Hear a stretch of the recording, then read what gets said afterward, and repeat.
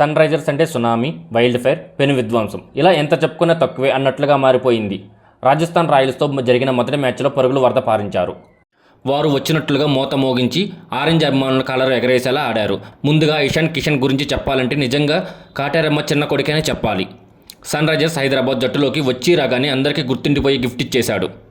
ఆ కొట్టుడు చూస్తే మతిపోవాల్సిందే. ఇక్కడ ఒక విషయాన్ని మీరు గమనిస్తే ఇషాన్ కిషన్కు జాతీయ జట్టులో స్థానం లేదు. బీసీసీఐ సెంట్రల్ కాంట్రాక్ట్ నుంచి తప్పించింది.